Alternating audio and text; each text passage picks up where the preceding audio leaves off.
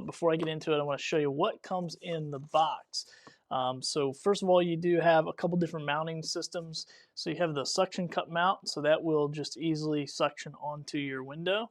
It's pretty simple to do, and I got a picture of it I can show you of how I've mounted it, but you just push it and then you just lock it into place. Really simple to do. And then this just mounts onto the top of the camera, so you can just mount it just like that.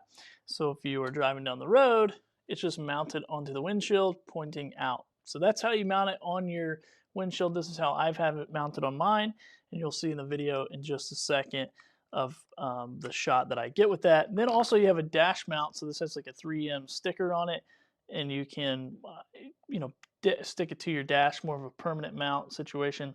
I'm not a big fan of that, so I didn't do it, but it is an option for you.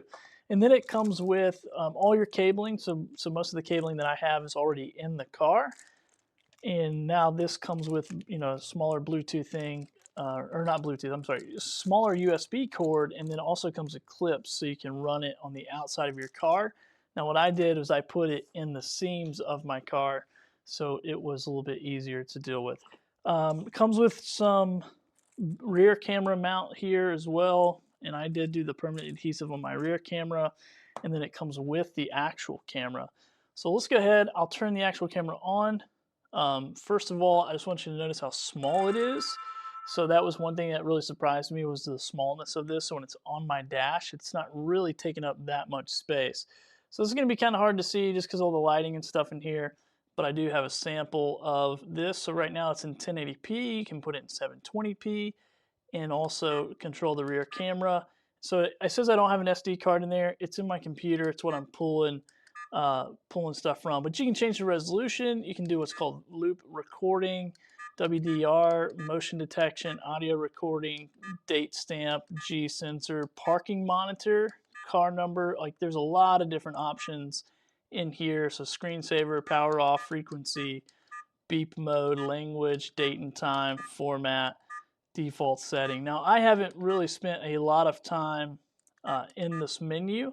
I basically just set it up and started recording. Now, the cool thing about this camera is when it's mounted, you have a USB power port here that goes right into your lighter of your car, and then also you have the AV out. So the USB will run. You can run it through your car. So I ran it through. It comes with a tool, which I don't have the tool here. It's still in my car. But you can tuck the wire into all the little seams, little crevices, behind the plastic going through your car.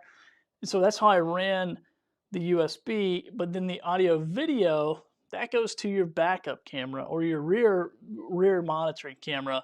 And so that's how that runs. And so I just ran it through all the plastic on the way back to the car. And it was plenty of cabling. I actually had to tuck some into it.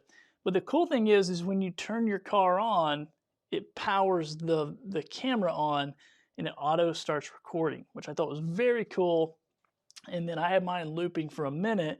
So when I open up the files, there's 1 minute files and there's a bunch of them, and I can go through and select time, date, whichever, if something happens, hopefully never to look at it or never to need it for, an accident or that type of thing. But really small camera. And so let's